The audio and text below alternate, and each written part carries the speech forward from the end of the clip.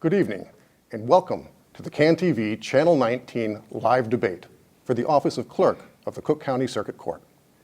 Our candidates for tonight's event are former Cook County Commissioner Richard Boykin, Cook County Board of Review Commissioner Michael Cabonargi, Illinois State Senator Iris Martinez of the 20th District, and Attorney Jacob Meister.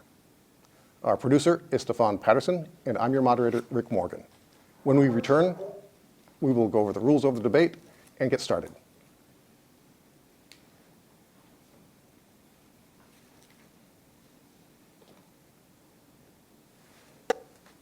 I'm Richard Boykin. I was born in Mississippi and raised right here in Englewood. I'm running for clerk of the Circuit Court of Cook County because I want to make sure that we do something about those fees and fines that so many people suffer from tickets and other misdemeanor infractions. As your clerk of the Circuit Court, I will forgive the debt.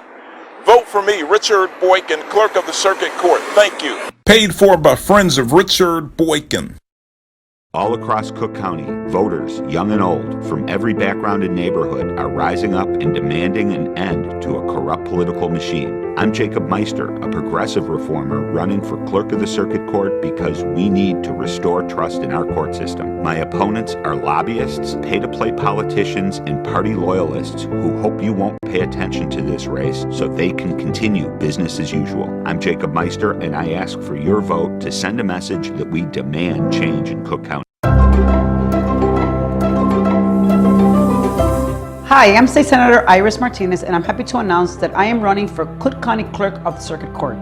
I've spent my entire career fighting for working families and breaking barriers for women and people of color. With your support, I will bring that same passion, dedication, and ability to produce results for Cook County. We will end the neglect, mismanagement, and corruption that has plagued the office of the Clerk of the Cook County Circuit Court. I ask for your support.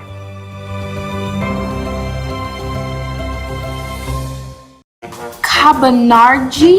Is that a vegetable? Mike Cabonargi, the progressive Democrat running for clerk of the court. No, I think it's a vegetable. What's a Cabonargi? I'm a Cabonargi. As your clerk of the courts, I'll stop wasting your taxpayer dollars. It sounds like a wine. Cabonargi. My name's a mouthful, but I'm running for clerk of the courts to modernize this office, and don't worry, you don't have to spell it. Oh, that's a relief.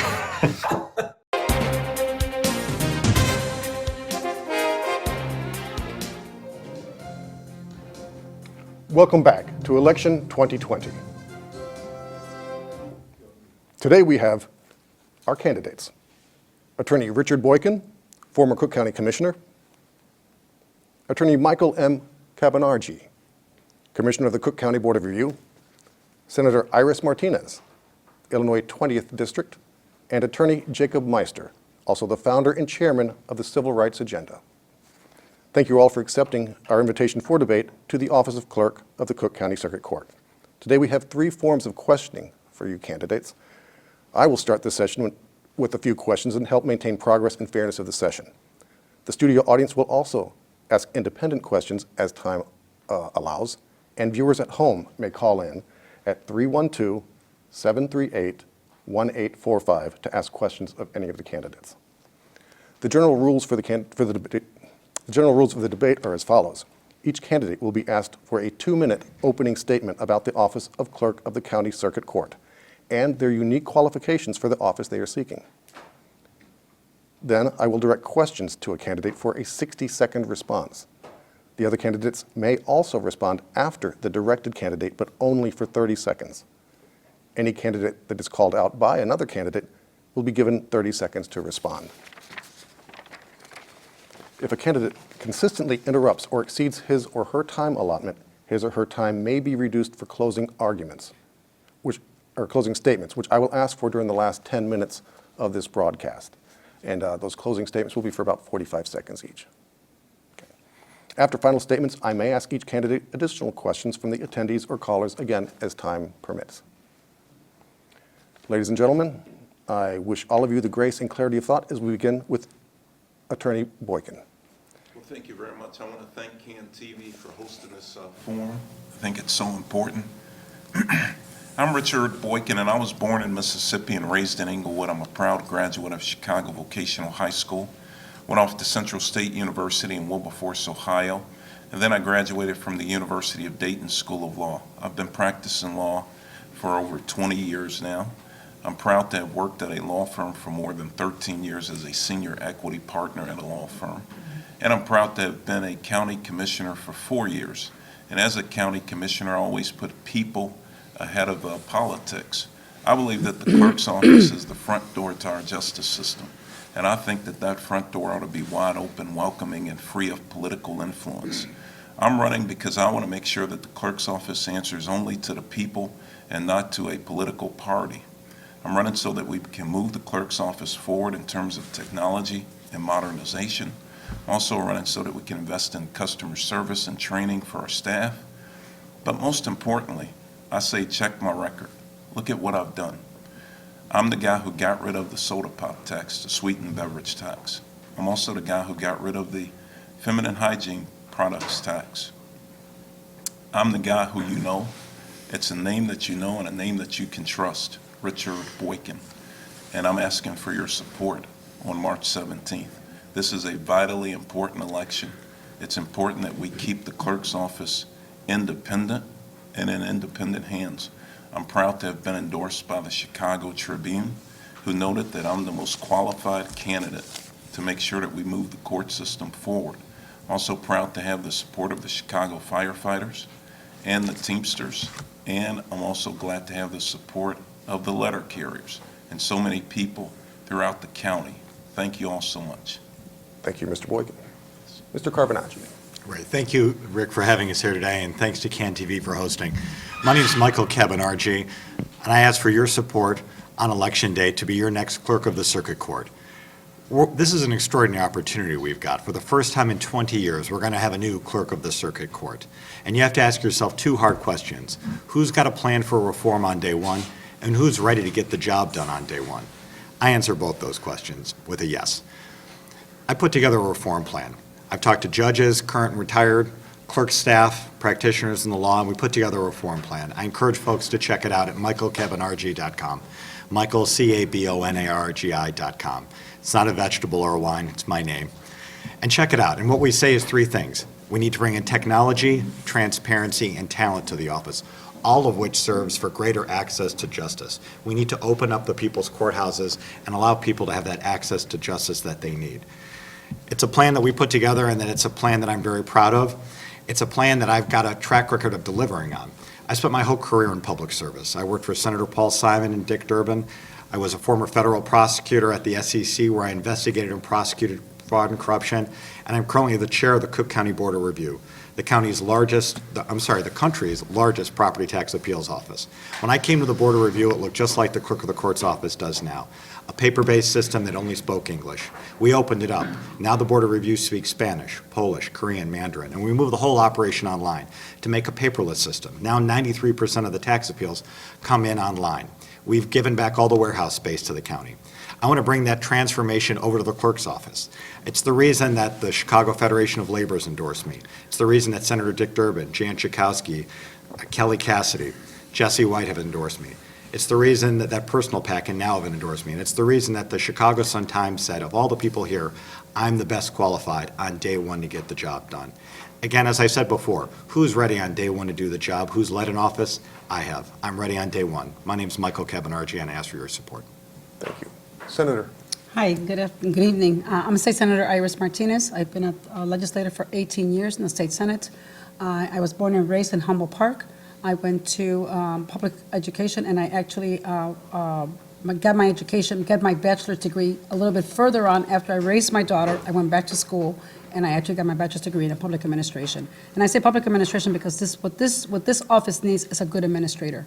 Right now, as you look at the office and the issues that have plagued that office for the past almost 20 years, for the first time, we're going to be able to have a office that we can make some great changes, transform this office and make it very open and transparent. We have issues in that office that we need to address. When people walk into that office, it's the front line of the judicial system. If we don't get it right then and there when they walk in, guess what? We're going to continue to have people waiting in the jails, men and women waiting in the jails because of the fact that they do not, paperwork has been missing. That's been what the office has been plagued with all this time. You hear it from attorneys. I have traveled across Cook County talking to attorneys, to sheriffs, to public defenders, to people in the city attorney's office, and somehow they feel this disconnect that has not occurred all this time. We have to connect those offices back to the clerk's office so we can actually really get to work on the issues that really plague that office. The biggest problem, technology. The technology is very antiquated. It needs a very good overhaul. But more important is you have to bring in all the other technology services that are on all these other offices, well, so we can make a real good effort to finally address the issue, which is transparency, which is the fact that right now we have a lot of people sitting in jail waiting on their day in court. We have courtrooms that do not open up because there's a lack of clerks. My job on day one is to call for an audit and make sure that we can find where all the deficiencies are at and know that we can actually tackle that problem, but work collectively, bring in experts, bring in people that really care about the clerk's office, that want to see that transformation. But more important, I ask for your support on March 17th. Thank you, Senator Martinez. Thank you. Thank you, and thank you for having the forum. I'm Jacob Meister, and I'm running for Clerk of the Circuit Court. I am proud to say that among the group up here, I am the only one who has practiced regularly in the Circuit Court of Cook County as a lawyer. I have practiced in the Circuit Court for 30 years, and I've also practiced as a lawyer in courts across the country and around the state, and I know how a good court system operates and how broken our system is operationally and ethically. That's what compels me to run for this office. I ran 4 years ago against the current office holder, Dorothy Brown, because I saw the deficiencies then. They've gotten worse in the last 4 years, and that has compelled me to run. My opponents are career politicians. I'm a practicing lawyer in the Circuit Court. I'm the founder of the Civil Rights Agenda, which is a statewide civil rights organization. In my career, I have fought an insurance company who failed to give a heart transplant to an infant. We won that heart transplant. I've represented autistic children against Chicago Public Schools in federal court and secured for them free appropriate public education, one-on-one aids. I have passion for what I do, and I'm passionate about the Circuit Court of Cook County. It's a massive court system. It's got almost 400 judges with 11 operating divisions that handle everything from evictions to foreclosures to small claims to child custody matters to criminal matters, and it needs to be cleaned up. People languish in jail because paperwork is lost. On a daily basis, judges and lawyers handwrite out orders in triplicate using carbon paper, and that is a state of record keeping in our court system, and it is broken and it needs to be fixed. I've seen it. I've also managed a large law firm and been involved with technology changes. This office needs to be modernized. We have to have access to justice, transparency, and ethics reform. Thank you, Attorney Meister. We're going to return to Mr. Boykin. Yes, sir. For those of us who are not lawyers, can you explain in layperson's terms what the Freedom of Information Act, FOIA, is all about, and why is it an issue with the clerk's office? Well, first, let me correct the record, because Jacob Meister said that all of us up here are career politicians. I'm not a career politician. In fact, I'm the only outsider, independent person up here. As you recall, I'm not a county commissioner anymore. I served one term, 4 years, not 18 years. So I think he should be honest about that. FOIA. Currently, FOIA is where we can get access to public information or public documents. But it currently is off limits at the clerk's office because the chief judge won't allow for that information to be released, certain information. And so when I'm clerk of the circuit court, I've said that we'll be fully transparent. We'll make sure that we make available public documents. We'll work with the chief judge, work with the Illinois Supreme Court to expand the number of documents that we're currently releasing I'm going from to the come back clerk's to you on office. that, okay? Yes. But Attorney Meister, would you like to respond? You have 30 seconds. Yes, I would. But I have 5 seconds left. You know that, right? There were 5 seconds left. I'm looking I saw right a different here. card. Yes, I'm looking right here. I'll give it to you next time. Thank you. My opponents are career politicians. Mr. Boykin, with all due respect to his work, was a county commissioner. He worked for 13 years on Capitol Hill for members of Congress and has done the revolving door thing and is now a registered lobbyist. He lobbies regularly on Capitol Hill, K Street in Washington. So with all due respect, I would say that is a career in politics. Okay. Thank you. Can I respond to that, please, because my name was invoked?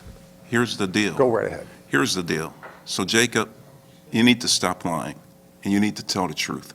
And for the listening audience out there, 13 years as a staff person to 3 members of Congress does not make you a career politician. It makes you a public servant, somebody who's concerned about the people, and that's what I am. I worked 4 years as a county commissioner, lost my job because I stood up for the people and got rid of the soda pop tax or the sweetened beverage tax. And I take offense to the comment that I'm a lobbyist, a registered lobbyist. I am not. Check the record. Did I used to lobby for people like Chicago State University and others? I did. Public interest institutions. Thank you. Thank you. Next question is for Michael Cabonargi. Yes, sir. What is your snapshot of your transitional plan to modernize the clerk's office? Wow, thank you. And again, this is a great opportunity. For the first time in 20 years, we're going to have a new clerk of the court. So it really starts on a very busy first day. So on day one, we want to bring in what I call the Civic Consulting Alliance. CCA is made up of volunteer consultants. They've done the transition plan for mayors and governors in the state for many years. We want to take a look at what the clerk's office should look like in the year 2020. What's the balance load between line clerks and supervisors? What's the staffing level at the suburban courthouses versus Daly Center? What are the straight line and the dotted line management levels that should be happening? We have a chance to make this office look like it should going forward in the future. Again, my reform plan focuses on technology, transparency, and talent. You need all 3 of those together. And on day one, also, I would have a FOIA officer, because I have FOIA right now at the Board of Review, and it makes me a better public servant. It makes my office a better office when we let the sunshine in and let the public know what we're doing. Thank you. Senator Martinez, what is your platform for license suspension, collections, and payment delinquency within the clerk's office? Well, first and foremost, I want to go back to the FOIA. I did introduce a piece of legislation this session regarding the clerk's office and actually having a bill pass that we can actually FOIA the clerk's office. I think it's very important for us to FOIA the clerk's office, to actually go deep into what's going on in the clerk's office and how we can actually look at all the deficiencies together with the audit. I think that's the best way that we can really find out the root of the problem and start addressing it. As far as the fees, there is so much issues going on right now within that, and the people that actually access that office are poor people that cannot afford these fees and fines, and I intend to work on that the minute I get in. Thank you. Next question is for, there we go. We're going to go back to Richard. You spoke briefly about the relationship with the Chief Judge's office. Yes. Could you explain that relationship to those of us who are unfamiliar, and how you will improve that relationship to the ends you're seeking? So I'm proud of the fact that I was on the county board and I voted on 4 budgets for the chief judge, 4 budgets for the clerk's office, and 4 budgets for the state's attorney and public defender and the board of review. And so I know them all. I've had a great relationship with Chief Judge Tim Evans. The chief judge works hand in glove with the clerk's office. The Illinois Supreme Court sets the rules for the office, and then the chief judge is above us as well. But we work with him. We have a clerk in every courtroom across the county. Currently, we don't have enough clerks to staff every courtroom. But when I become clerk, we're going to change that, and we're going to make sure that everybody has access to justice. Also want to say about the colleague next to me is that he said he would have a FOIA officer, but the Tribune said that he actually blocked documents that the Inspector General wanted. He worked with Joe Barrios. They called it Cabonargi and Company, and Joe Barrios blocked documents from the Inspector General that prohibited him from doing his work around the contributions they were receiving at the Board of Review. Sure. You want to use your 5 seconds? No, I yield them to you. So stop.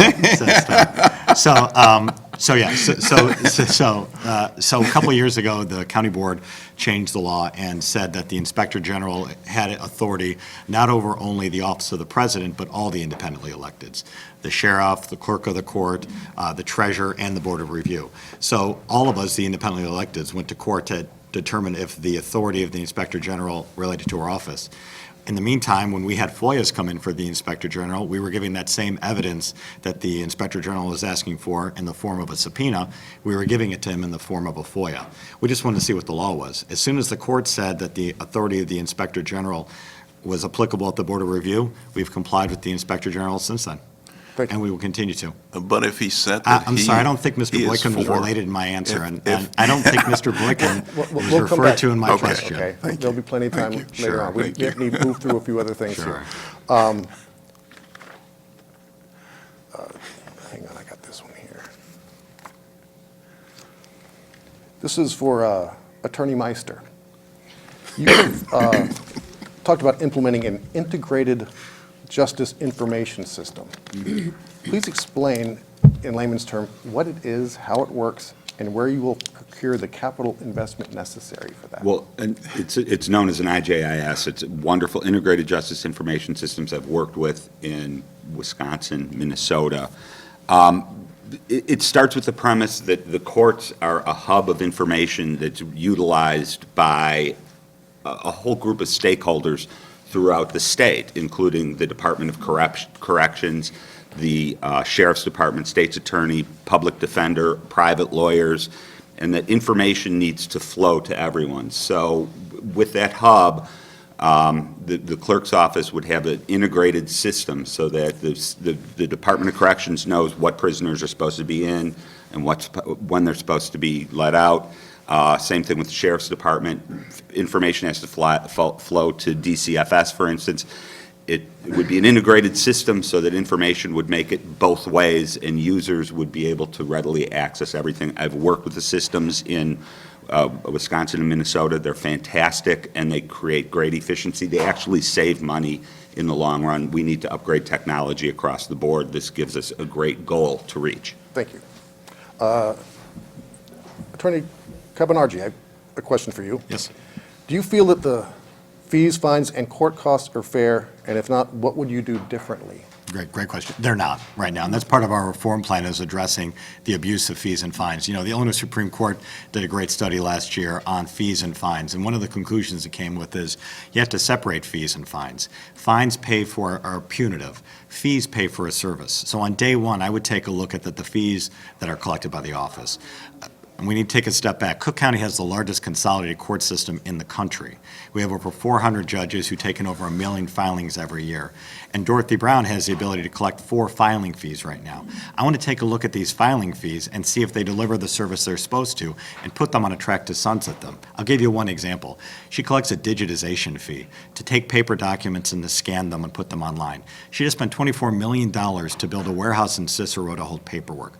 Let's take a look at and see when we're going to digitize all those documents, quit collecting the digitization fee, and sell the warehouse. Again, I've taken a paper-based office and brought it in the 21st century. I'm the person who's ready on day one to leave this office. Thank you. Senator Martinez, dovetailing into that, tell us what is the first fee that you would deal with? Which is the first fee that you would deal with and change it, and why? I would love to eliminate all the fees. But I'm asking for your top one. Let's see what my top one would. You know what? There's just so many, and you know it's very hard on the average person that comes in.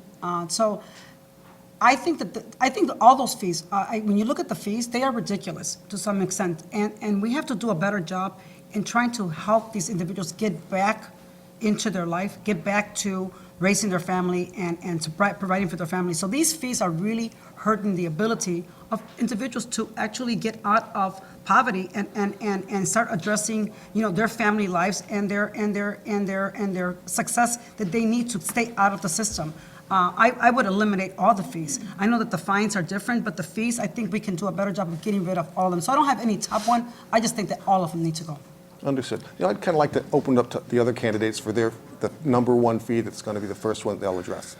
The number one thing I'm going to do is eliminate the private debt collection agency that drives people into bankruptcy and that harasses people so often. The clerk controls the fees. That's clear. The judges control the fines. And so what I will do is I will look at the fees that have been assessed in terms of like folks who have fees and fines that are 5 years old. We'll look to get rid of those fees and fines altogether, eliminate them.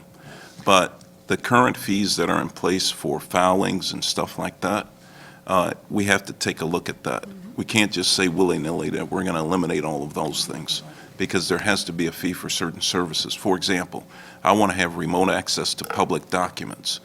Well, people will have to pay for those public documents once they print them out at home or print them at their office, and they can pay through Bitcoin or some other kind of service. Thank you. Yes. So the budget for the clerk's office is $121 million. $20 million of that $120 million come in from fees right now.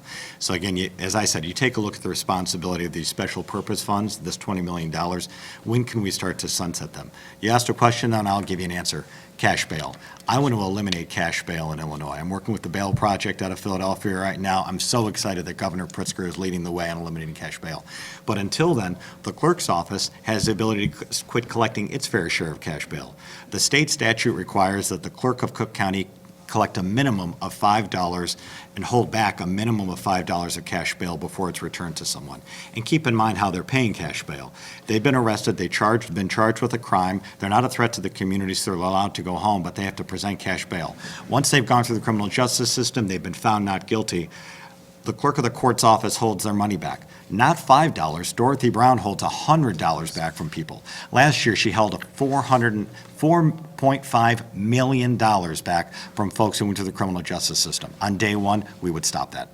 Thank you.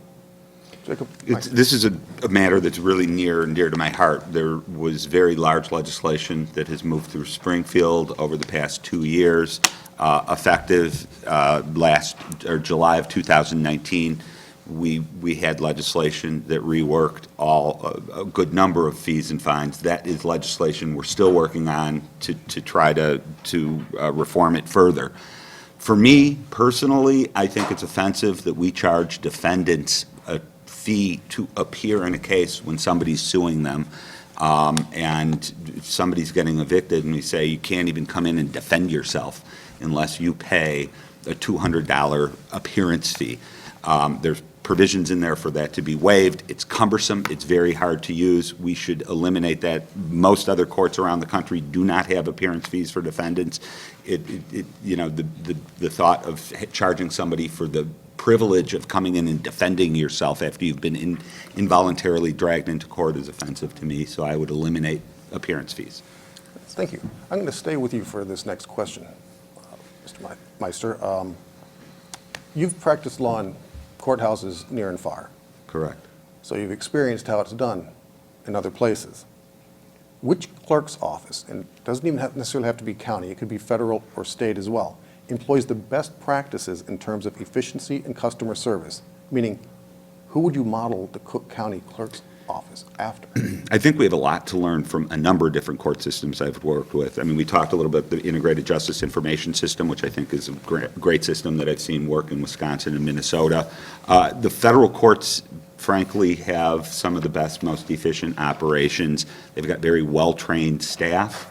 I have proposed that we work through the community colleges and provide paralegal certificates in Cook County courtroom management, and we've put together programs so that with judges and lawyers from across Cook County, so that we can have a very uniform system in every courtroom. That'll allow our digitization. As we move to digital record keeping, it means that we're eliminating handwritten paper that judges and lawyers currently do, transitioning that over to what clerks are, and that is going to mean that there has to be a level of training so that we have accurate digital records that are kept in the minute order system, which is what the federal courts and a lot of other courts around the country use. I would like to see to transition towards that. We can eliminate millions of handwritten orders every year just by following that. Thank you. Michael Cabonargi, I have a question directed to you. Yes, sir. You've stated you will work with the Secretary of State, Jesse White's office, to help stop suspending driver's licenses for those who cannot afford to pay unfair fines and the fees placed on them. Please specify how you intend to proceed to achieve this goal and how the revenue and the enforcement will be offset. Sure. So this is something that's already in process with the governor right now and Jesse White in terms of moving away from suspending people's licenses. And you have to keep in mind, for many of these folks, this is how they pay their bills. They're a driver for Uber, they're a driver for Lyft, they have a commercial driver's license, a CDL. So by suspending their license, you're really affecting their livelihood. This goes back to the issue of fees and fines overall and the collectability. One of the things I would do is eliminate private debt collection services. We have an issue right now where if a debt is not collectible, why are we sending it out to a private debt collector? If the decision's been made that it's not collectible, are we sending it to a private debt collector to engage in harassment, or are we still trying to collect that debt? So when I came to the Board of Review, one of the issues we had to deal with was a limited budget, but really unlimited needs. I've led an office currently as the chair of the Board of Review at the county. We've got to deal with the county workforce and county needs. And one of the things you have to learn is, what are your key functions? So in this situation, if we're going to eliminate fees and fines, again, $20 million out of a $121 million budget, you got to take a hard look at where the efficiencies are. I think once you digitize the office, you can get rid of the warehouse, you can get rid of maintaining old and crumbling documents, and you can focus on your core function, which is serving the people of Cook County and opening up their courthouses for justice. Thank you. Richard Boykin. Yes. With the recent legalization of cannabis, thousands of Cook County residents will be seeking expungement of their criminal convictions for possession. How will you handle this issue given the current state of affairs? So automatic expungement is already in place for certain levels of cannabis convictions or marijuana convictions. I would expand that. I actually unveiled an initiative a few weeks ago that said that we ought to have automatic expungement whenever a person's arrested, the charges are dropped, or the case is dismissed.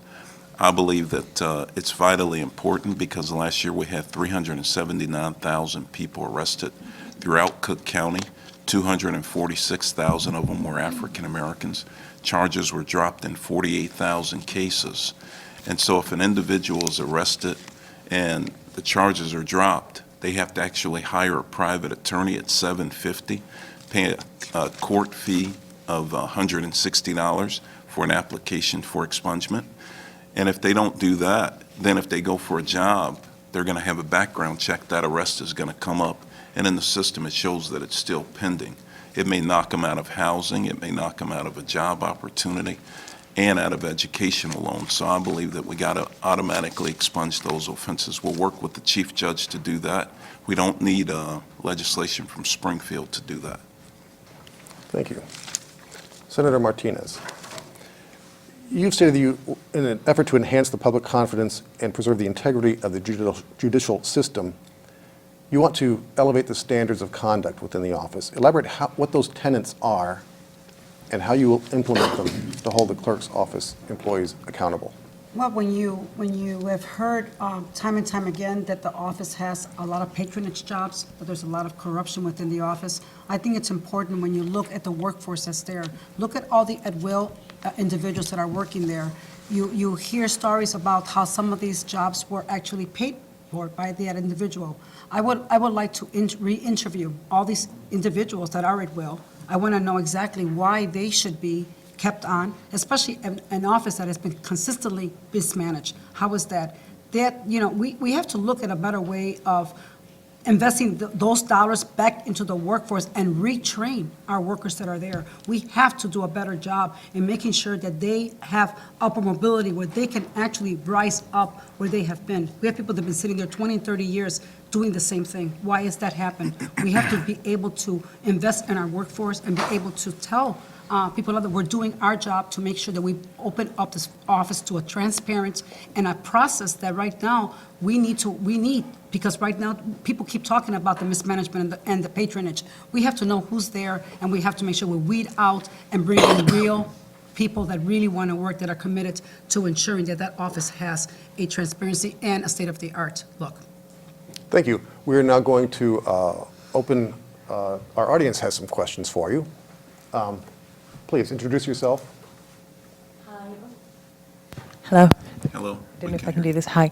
I'm Toppy. I have a question for you, Michael. Actually, I have a lot of questions for all of you, but Michael, I'll start with you. Of course. You mentioned modernization of technology, but actually, when you you were asked the question about modernization of technology, Yes. but your response actually was about organizational redesign. Sure. You didn't focus on any technological advancements. And if you are ready from day one, Yeah. what do the technological advancements or modernizations look like, and actually who will pay? Sure. Great So question. twofold question. Sure. So what do they look like and who pays? When you run an office, those are the two biggest questions of who pays and what it looks like. So getting wonky for a second right now. So the clerk's office struggles with two things, the e-filing and the document management system. So the state of Illinois Supreme Court required e-filing for every county in the state, including Cook County.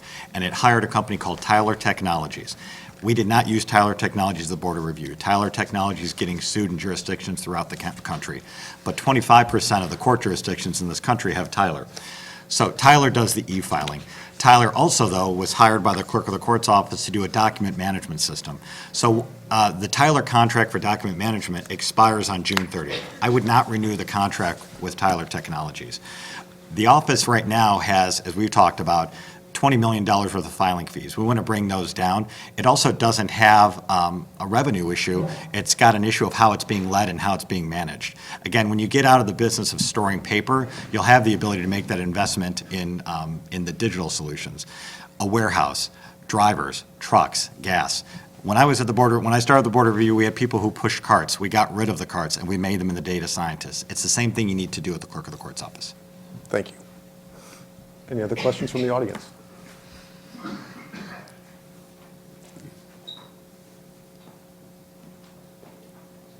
Oh. A little help. There we go. Thank you. This is a question for Senator Martinez. The statewide red light traffic scandal has resulted in multiple indictments and federal investigations. Just today, Commissioner Jeff Tobolsky resigned from the Cook County Board because of the scandal. You're a member of the Transportation Committee in Springfield. You supported red light cameras until just a few weeks ago when you joined others to ban them. What made you change your mind? And when municipalities come down to Springfield, they're looking for ways to be able to work on legislation and ask us for permission. The red light cameras, we authorize them to go ahead and utilize these red cameras. Now, how they roll out the program, how they roll out, and when you see what's happened with a system that became corrupt based on the fact that the individuals utilize that red light cameras, not only, red lights are about public safety, and the public safety, the dollars that are generated from that are utilized for either the equipment and for the pensions or for whatever else the municipality needs to keep insuring. But I have to say that, let's be very clear, that if now I am about taking them out, it is because it was abused. There has been corrupted individuals that were tied back into this, and I feel that at this point, they should be removed from all over the state, because right now, that system somehow has to be looked at, and all we can do is authorize the municipality, but what the municipality does with it is up to them. Thank you. Thank you, Senator. Hi, candidates. Very excited to be here tonight. Thank you for being here. I appreciate the opportunity to CANTV. My specific question is, we're talking about the red light situation and just corruption in politics. Chicago politics has a reputation for corruption. Voters like myself, I'm listening to you talk tonight, but I'm really wondering who's being honest. And I see the smiles, I see the head nods, but I want some real transparency. And so I'm asking a very specific question. Can you provide a very specific example in your experience when you had to challenge the status quo, whether it be political or professional? You went up against the machine because you felt that that decision was the right thing to do for ordinary people like myself, not a political establishment, but you challenged someone in your professional or political experience because you felt that your values aligned with the smaller and ordinary people. Thank you. Can I answer that? Because I think I probably got that. all answer that. I think we all get to answer that. We can all answer Well, that. You want to go first, sir, Richard? Well, thank you. I was asking the moderator. I didn't know you Totally were the fine. Go moderator. ahead. I'm not, Richard. You, please. Y'all want to answer this, answer it. Yes. I want to appreciate the gentleman for the question because I think it's a very important question. And I encourage you to check people's records out too, because they may say things that may stretch the truth. But the pop tax. So if I vote for the pop tax, I'm still a county commissioner today. But I went with the people because I held more town hall meetings on this issue than anybody else. And to a person, everybody said, we can't go with that sweetened beverage tax, it's bad. They introduced it. When they introduced it, the president said to me, I need your vote on this. She even went so far as to say, I'll give you $50-some thousand for your campaign, and I'll promise you that I'll support you for re-election if you get an opponent. I said, no, I can't vote for that. I'm going to stick with my constituents. And so I stuck with the constituents, voted for it, and I paid a heck of a political price for that. And so, but I'd gladly do the same thing tomorrow if I was presented with the same circumstance, the same facts. Thank you. Can I answer that one next? Because I Sure think it's may. important. For me as a woman, taking on the Speaker of the House on the issue about sexual harassment and what came out about the young lady who was actually involved in a lawsuit, while the aggressor, the harasser, was being paid money directly from the different funds, including the Democratic Party of Illinois. The actual victim was waiting for her day in court in order to receive compensation. So I did take on the Speaker of the House in that particular case because I think it was important that we point out that a harasser is a harasser. And for them to be compensated and the woman not be waiting for her day in court, I wasn't ashamed to step up and take on the Speaker and the Democratic Party and making sure that that kind of behavior stops and that the Democratic Party should not be letting dollars go out to take care of a harasser, but did not take care of the woman who was harassed. I'll jump in. I've spent my career taking on the machine. I'm proud to say I'm endorsed by David Orr as just an independent reformer. You know, the voters have spoken really loudly with the election of Fritz Kagi and Lori Lightfoot that they do not want business as usual. In my career, I've taken on the Chicago Transit Authority for discrimination in the workplace, LGBTQ discrimination. I've taken on Chicago Public Schools. Frankly, in this race, I think I'm the one who has raised the level of discussion of corruption in the clerk's office.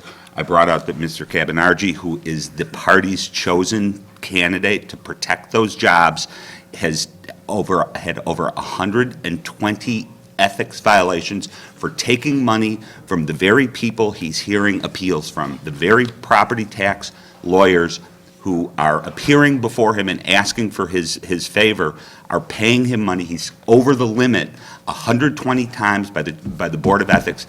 And he's not, once he was cited for that back in 2018, he's continued to do it all the way up through the end of 2019. This office cannot afford that type of politics and interference by the machine any longer. We have to clean it up, remove the politics, and make it truly independent. Thank you. I think because my name was mentioned, can I have a little extra time? You do. There, Go right thanks. ahead. It's a great question. Back to the question of giving a hard example. My first boss was Paul Simon when I was 22, and I got to learn from one of the most ethical people in government. Since then, I went on to be an award-winning federal prosecutor at the Securities and Exchange Commission, where I investigated and prosecuted fraud and corruption throughout the country. Your question before asked about courthouses. I've been in courthouses throughout this country prosecuting fraud and corruption and defending and sticking up for the little guy. I'll give you one example, though, because you asked for one. When I came to the Board of Review, we didn't have an ethics policy and we didn't have an ethics officer. So I wrote our first ethics policy. I had just come being a prosecutor, and I appointed our first ethics officer because it's important for the staff internally to know what our policies are and to have somebody there who's going to be watching it. In response to other statements that Jacob's made, this is just the most recent kind of old school political game that he's playing. The very first thing that he did when I filed my petitions was he challenged my petitions. You don't get more Chicago than that. And what was the reason he said my petitions were bad? I hadn't numbered the pages right. So the elections hearing officer laughed it off and said, put Cabonargi on the ballot. Then it went to the elections board, and 3-0, they said, put Cabonargi on the ballot. So it was the same thing that happened that week. As soon as they said, put Cabonargi on the ballot, one of my opponent's lunch buddies had lunch with him and went over to the Board of Ethics and filed an ethics complaint about me. I've heard nothing from the Board of Ethics since then. I've heard nothing from the Board of Elections since then. The reality is that unlike my opponent on either side, former partner at a law firm and someone who can self-fund his races, I spent my career in public service. I have to raise money. I don't like doing it, but I have to do it in order to run for office. I can't self-fund a race, but when I run, I always run following the elections law. Whatever the law is, I'll follow it. Okay. We are going to move on to a couple of very patient Cook County callers who have questions for you. Who's our first caller? Do I get a 30-second response? As time allows. Okay, but I mean, he did call me out in there. We want to get to these calls. Okay. Bear with us. Who's our caller? Can you hear me?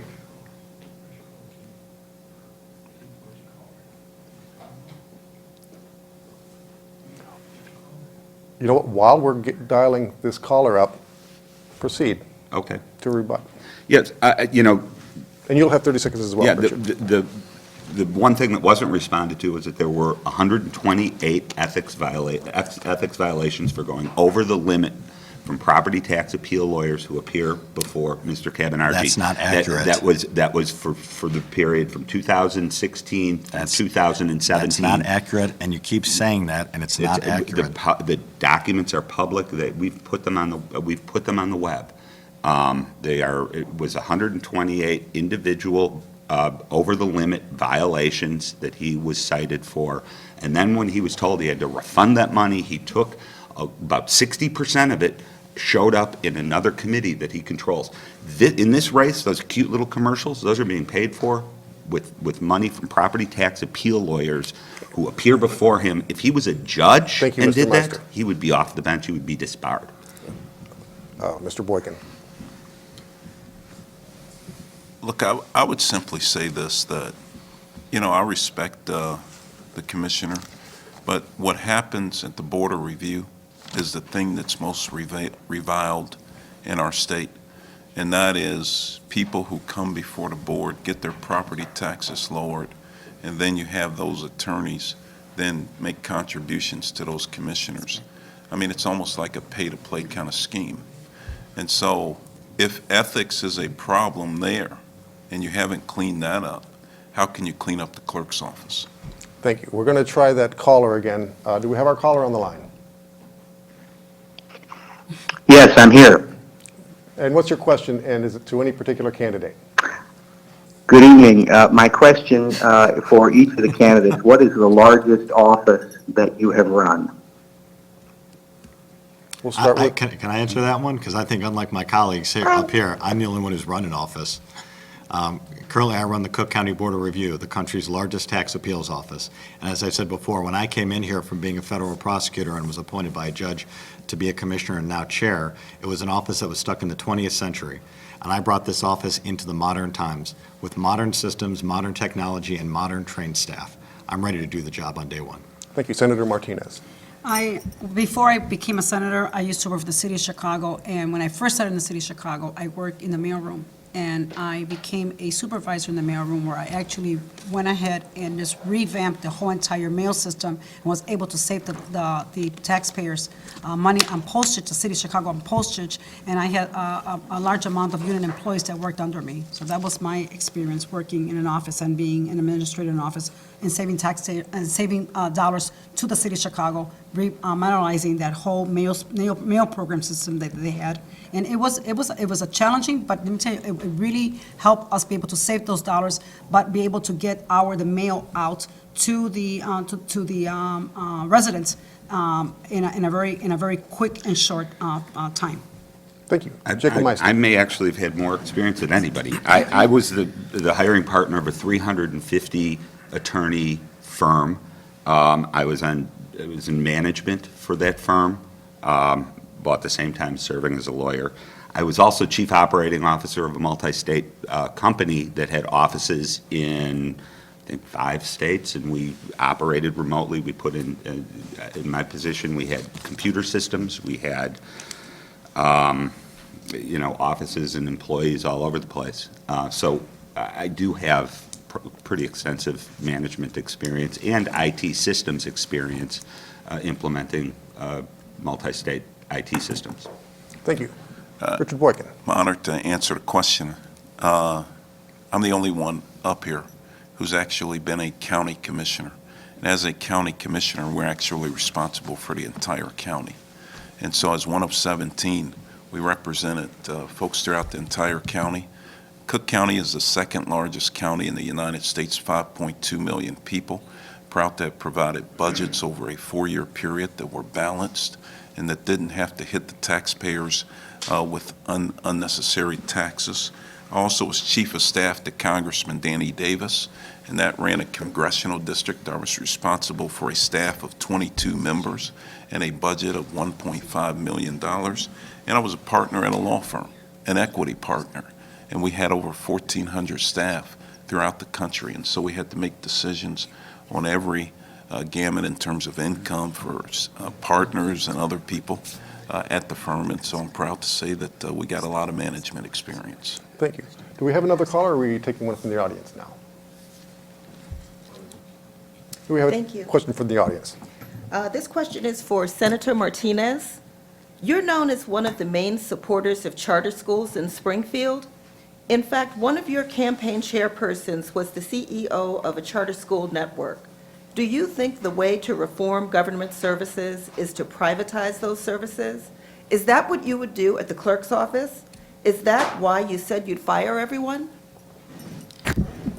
Are you staff to Boykin here? I'm a voter. Oh, no, I'm just asking you if you're a staff I'm to a Boykin, voter. and I'd be happy to answer you the I'm a question, voter. and I understand. Let me be real clear. I have many charter schools in my district, and I think they deserve the same respect as neighborhood schools. I support all public education. So if it's about the charter school and the administration is there, they have a contract with CPS. However the schools are run has to be in compliance with CPS. Charter schools are neighborhood schools, just like, and their parents have a choice on sending their child to a charter school versus a neighborhood school. So let me just say that all charter schools are public education. I support charter schools, but I support my neighborhood schools. These are all families that live in my district, and I'm going to continue to support all public education schools. Thank you. Thank you. Mr. Meister, would you like to answer that? Is that the general question? Yes, you can each answer that. About charter schools? On charter schools. Well, It was about, That was, yeah. Oh, is it We just directed to we Ms. Martinez? could talk about privatization in the office. I mean, we could talk about outsourcing. Privatization. No, that's fine, that's fine. Well, it has been my pleasure hearing each and every one of your views on the office of clerk of the Circuit Court here in Cook County, but at this time I must ask you for your final thoughts on your candidacy for the clerk of the Circuit Court of Cook County. We're going to start with Attorney Meister and work our way to the left on final statements. I'm proud to say that I am a practicing lawyer who's practiced in the Circuit Court of Cook County for 30 years. This is an office that can no longer be controlled by the political forces and the political machine who wants to control the jobs for decades. This office was nothing but a big patronage den, and it has interfered with the ability of not only judges and lawyers to do our jobs, but it's interfered with access to justice for those who are not represented by lawyers. And those are some of the saddest cases that I see. I'm in courtrooms every single day, and I see individuals who don't have the benefit of a lawyer trying to navigate a bureaucracy and facing some of life's toughest challenges, because it's at the low point in life that you end up in court. You end up there because you're being evicted, you have child custody issues, you have a family member who's died, and you're trying to navigate probate, or you're facing jail time. And we need to do better. We need to make our system accessible to everyone. As we're moving into electronic filing systems, we can't have a situation where just because somebody doesn't have internet or they're elderly and they don't know how a computer works, that they can't file into the system unless they go down to a courthouse to get instruction and miss work and have to go during the business day. I want to roll computers, the online filing into every single public library in this county with trained library staff who can help everyone access justice. We have to rethink the way that our court system works.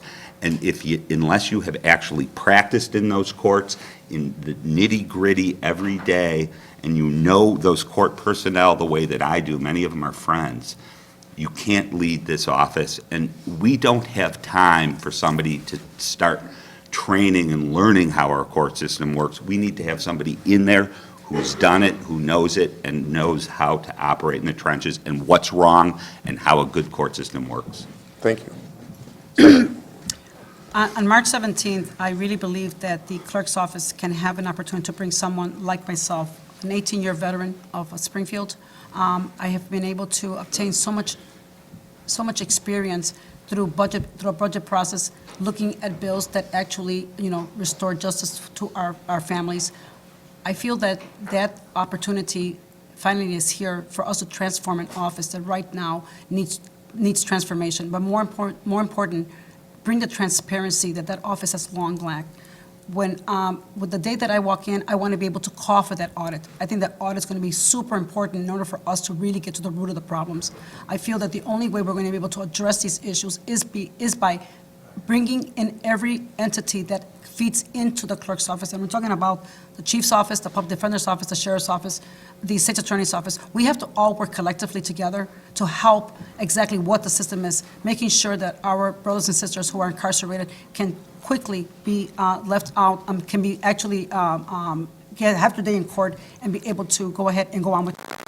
It's important that this person that walks into this office is ready to go and visit every single courtroom, talk to every individual in that office, and really get their information. Thank you, Senator. Mr. Cabonargi. Aye. Well, thank you again to CANTV for covering this right here. This is a down ballot office, but it's an important one that affects everybody's lives. And so I hope on March 17th, the voters will take a look at me as a progressive Democrat, a reformer, former federal prosecutor, and somebody who's ready on day one to do this job. I've led a Cook County office that was struggled with technology and turned it around. I've explored and succeeded with digital solutions and taken the team and leading it forward. This is an office that for the first time in 20 years we could move forward away from the scandals and the corruption of Dorothy Brown and open up the office and open up the people's courthouses to give them the access to justice that they need. I think it's one reason that the Chicago Federation of Labor, Personal PAC, Dick Durbin, Jan Schakowsky, Brandon Johnson, Kelly Cassidy, Jesse White, and the Chicago Sun-Times has said, I'm the person who's ready on day one. The Chicago Sun-Times is the one, in fact, who said, for the first time in 20 years, the office is going to have an opportunity to be run by somebody who can bring it into the 21st century, and said Mike Cabonargi is the most qualified person to lead the office. Thank you, Mike. Richard Boykin. Thank you very much, CANTV, for hosting us, and thank the live audience for being here. I'm Richard Boykin, and I'm running for this office for the people. I want to keep this office in the hands of the people. It must remain independent and answerable only to the people and not a corrupt political party machine. Look, Illinois has been described as one of the most corrupt states in the Union, and Cook County has been described as Crook County. Some of these folks up here, they've been a part of that problem for a long time. Check out their record. You know my record. I'm a name you know and a name you can trust. I'm Richard Boykin, and on March 17th, I ask for your support on Election Day. I stood for you when I was a county commissioner and got rid of the pop tax. I'll stand for you again at the clerk's office. Thank you. Thank you, Mr. Boykin. Now, as we go off the air of this live broadcast, we will continue with our studio questions, but we would like to thank all of the viewers for watching and participating in this 2020 election process, and we look forward to seeing you all at the polls, March 17th. Thank you, candidates. Thank you very much. Thank you, Rick, for doing this. Thank you.